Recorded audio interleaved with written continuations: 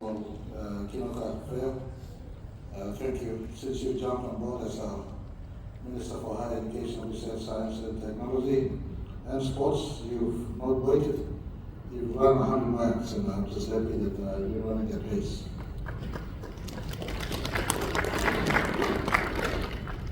My sister and our Minister for Labour and Employment, thank you, the Honourable Kesisawan, for joining us on the table. Minister Honourable Peter Siamadeli, Minister for Police, and he also is here in his capacity as regional member for Bougainville. So I do pay special mention to the Bougainville people who are here, especially in a focus to bring technical college to Bougainville, and I want to acknowledge your presence here on the table. High Commissioner, His Excellency John Frakes, thank you for your kind words, your presence, and your government's continued support to Papua New Guinea since 1975. And for this moment in which we are in conversation on TVET education, I know you stand to also benefit in the harvest of skilled Papua New Guineans. So I just want to appreciate your presence here, your team from your office here, and acknowledge the continued support your government continue to give to Papua New Guinea. My friend, Mr. Said Jadens, thank you very much for your words, and I want to place on record ADB has been number one with no element of biasness, number one development partner to Papua New Guinea as far as the lending agency is concerned. So ADB, thank you very much. A few years back, especially early in my term as Prime Minister, ADB came into my office and they had an envelope for investment. And I said, you have traditionally invested in our infrastructure sector space. I ask you to move into the education sector. And also I pointed to the TVET educational sector, especially in my strong belief that it is really this sector that has the greatest potential to unbundle and uncycle the greatest potential of our country as far as skilled Papua New Guineans to participate in our growing economy. And so I am happy that we have reached an important milestone where we now witnessing the launch of this program, especially in the transformation of the TVET sector in PNG. And my request to ADB, and of course to Australia, government, and all our different partners, is that if we want to empower Papua New Guinea the greatest, it is really in the education sector, and more so, not just educational certification and qualification, but with the right skill. And I'm happy that today we're witnessing the launch of the transformation in the TVET sector in Papua New Guinea. Previously, I was the education minister, and it is a sector that is closest to my heart. And so I just want to thank ADB. I've taken a long time to express my appreciation to ADB for making a 10 in this sector of investment. In my view, that will give complement to the ports, to the airports, to the roads that we're trying to construct. For what use is the investment in road if you do not have people to work in the construction sector? And so thank you once again. Let me stand back and say thank you to ADB. Thank you very much. All our different partners, I know many ambassadors and high commissioners are here. I want to appreciate all of you in your own space, have been part of our journey as a nation. I want to, in a special way, also acknowledge all the principals and directors of our technical colleges in Papua New Guinea. Thank you for being here in the governing councils. Those who have been selected to come and participate in this forum that is going on, themed Transforming TVET in PNG. For those who have been around since 2008, and 9, and 10, and 11, when I was education minister, you know my passion in this space, especially the TVET sector. And so I just want to say thank you for all of you who have come by, industry representatives, and I want to pay a special mention to Secretary Father Zuba, you have been a strong anchor in the spread of growth in the education sector. I want to thank you for putting together this forum. Thank you very much. All keynote speakers will be speaking, all delegations, our guests, ladies and gentlemen. Needless to repeat, tonight it points to both the partnership of TVET and ADB and an investment of $60 million loan and grant combination, as well as PNG government's counterpart funding, a program that will cover 260 million kina of investment in the 5 key areas to get the technical vocational school sector up and running. Studies indicate to a world that is deficient of properly skilled blue-collar workforce. It is not those of us who belong to the white-collar space that anchors a successful economy. An economy that is successful is really anchored by the blue-collar workforce. I ask you this question: in the middle of the night, if your sewer is not working, is lawyer important in your life or doctor important in your life? They will be far from your mind and looking for a technical workforce to come and attend to a sewer that is not working or a power that is gone off. Our country is a growing country. Our economy is expanding. The last 5 years, despite the hardships of COVID-19, we have posted, and by the end of this year, we would have posted over 40 billion kina of GDP growth. But in the midst of this growth, I am seeing a major deficiency that we carry. We lack properly skilled workforce to fill in the gap to sustain the growth that is required. It is no secret when I took office, we ambitious to grow economy at the very earliest to a 200 billion kina economy. And to grow economy to a 200 billion kina economy, I need Papua New Guineans who can participate in growing the economy. A greater amount of Papua New Guineans who come into our school system right now are coming with no skills. Even if they're educated, they don't have skills to sustain themselves, or secondly, they don't have the right ethics. So there's a greater education reform taking place as we speak. Some of you would have read the headlines that came out today, if not yesterday. We're now embarking on a major, substantial focus to eliminate dropouts at grade 8 and dropouts at grade 10. That means over 120,000 Papua New Guinean children who are inputted into early childhood learning will have progressed right through grade 12 within the next 12 years. So next year onwards, we're working to phase out grade 8 attritions. We're working in the next 2 or 3 years to phase out grade 10 attritions. What does that point to all of us? It points to the urgency of creating more spaces post grade 10 as we eliminate grade 10 dropouts post grade 12. We want Papua New Guineans after grade 12 to have education, skills, and ethics.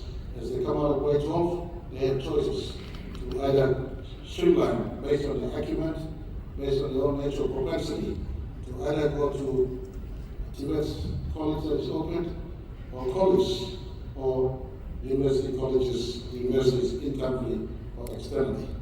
That is our target, and we're working towards this target. It is a very expensive target, but it is an expense that is worth spending on, simply because to not to equip skilled, educated, and infuse the right ethics to a younger population is self-destruction of our democracy and our country.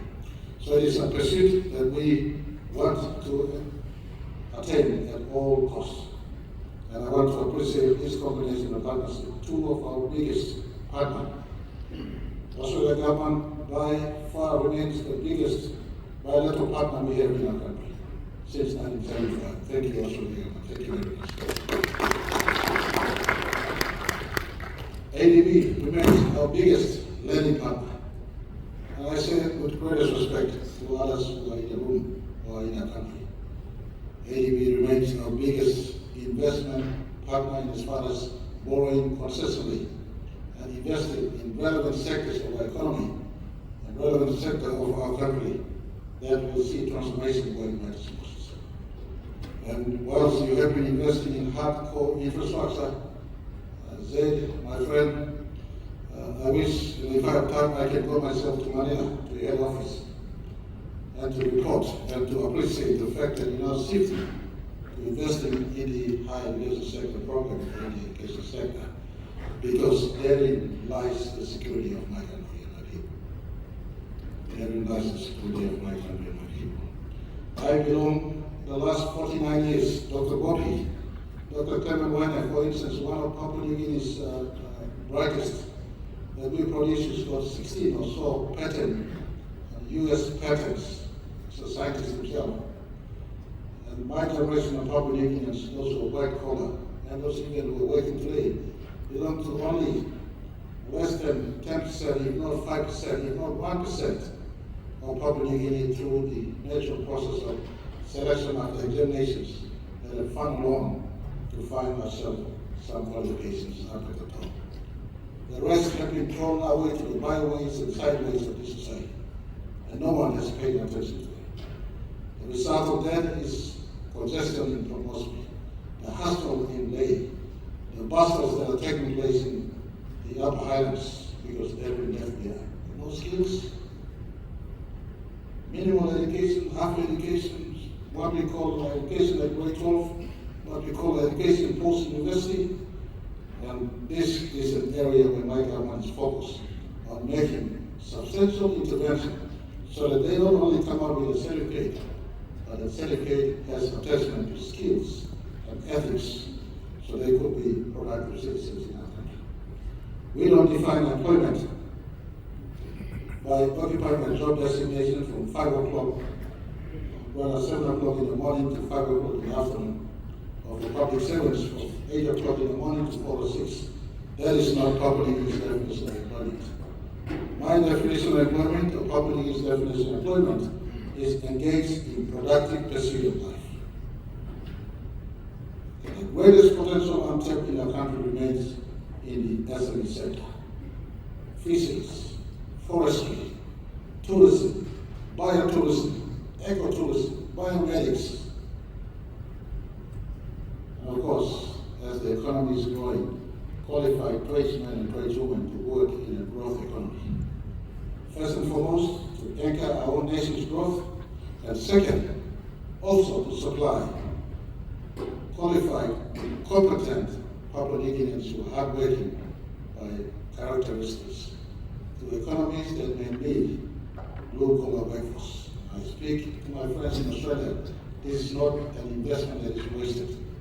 When I look into Australia, I see you have a $1.6 trillion economy.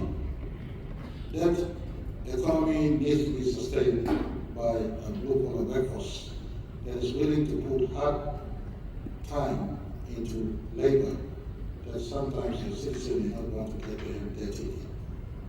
And we are a country with youthfulness, we properly skill them. If you need workforce in Australia, and not just fruit picking, and I am aiming higher than fruit picking. I'm aiming at the plumbers, the mechanics, the carpenters, the welders, the skilled workforce that can work your economy and work my economy, work New Zealand economy and work my economy. We speak English that you taught us. We are cultured in Christianity that was brought into it from the Western societies. And so we are culturally, our confluence in terms of education and culture is much easier for synergy than what you would find elsewhere as you try to import labors from elsewhere.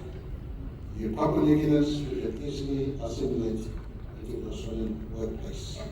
And as we prepare Papua New Guineans to work our own economy and our own country, I look forward to also equally set of qualified, skilled Papua New Guineans to work in Australia and New Zealand in the first instance. And so it is in this instance that I am happy to be here. I do apologize that it is a small get-together, but I want all of you who believe in TVET sector who are here tonight of you who are relevant are here tonight, and we don't need a big crowd. Is that okay? All of you who are relevant are here tonight. Especially those of you who hold our 10 technical schools, colleges.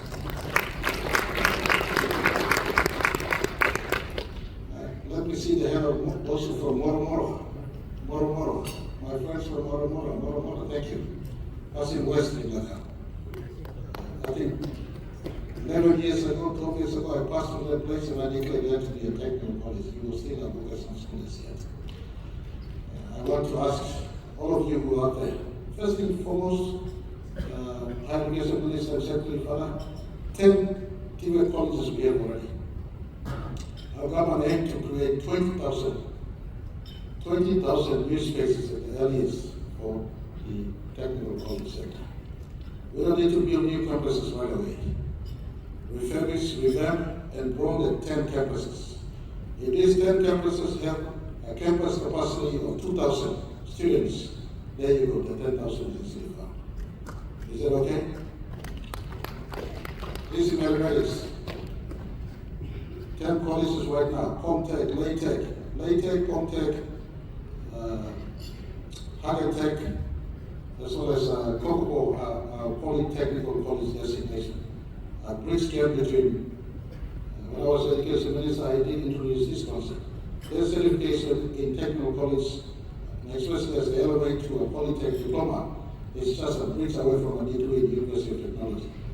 Make education open and accessible, from a certificate to a diploma, from a diploma to a degree, and from a degree to a postgraduate program. And I think starting with what we have today, we can expand on those. For a TVET conversation, let's fix our 10 current technical schools we have in the country. I want to appeal to all provinces who want a TVET. First thing and foremost, provinces, we are giving you PSIP and PSIPs. Fix your vocational school in the first instance. That's your responsibility. Get those vocational schools up and running, and for Higher Education Department and Education, as it's come right here. Link our vocational college certification to a technical college. That is instructing the relevant skill program at the technical college. Link the technical college certification to a Polytech certification, and of course, to a higher learning certification. If we modernize the sector, we will have secured properly appropriately skilled, qualified workforce that will anchor the growth we need for our nation going forward. I want to thank ADB once again. Words cannot be sufficient to appreciate the fact that you choose to invest in a sector I believe has the greatest potent and potential to make PNG really robust as far as having skilled workforce to contribute to our country, as well as to those around us who may need workforce for the future. Thank you very much. God bless you.